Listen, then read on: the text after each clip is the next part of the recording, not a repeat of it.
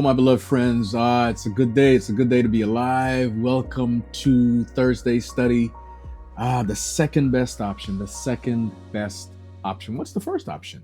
Well, let's look at the lesson. Exodus chapter 17, verses 7 to 13, and Joshua 6, verses 15 to 20 are our guiding scriptures for this moment. Exodus chapter 17 will remind us of something that happened to the people of God when they began to speak and murmur against God. God raised up the Amalekites, allowed the Amalekites to come against his people. Because of their murmuring, because of their complaining, God said, you know what, I'm just going to let me rebalance the scales so they understand what I'm really doing for them. I'm going to let these Amalekites humble them a little bit. The Amalekites came after them.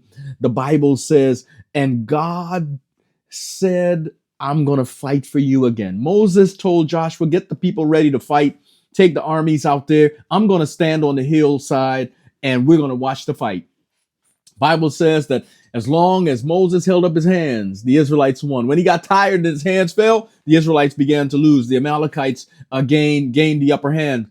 So Aaron and Hur, who were with him on the hillside, held up Moses' hands. And as long as his hands were held up, they were winning. When his hands were down, they were losing. Joshua chapter 6, verses 15 to 20. Then on the seventh day, they rose early in the dawn, at the dawning of the day, and marched around the city of Jericho 7 times.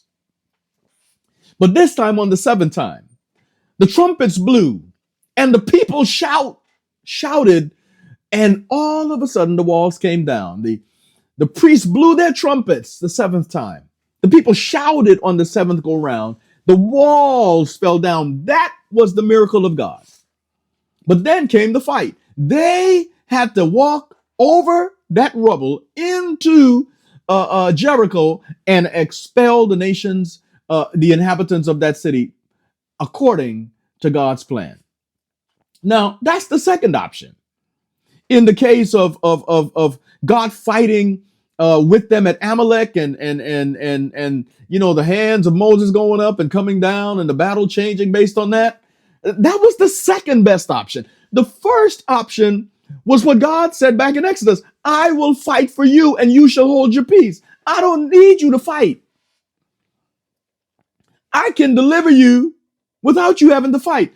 But because of God's people's, because of their continued disobedience, and their continued murmuring and complaining about his will and his way in their lives, God says, all right, I'm going to let you fight, but I won't let you fight alone.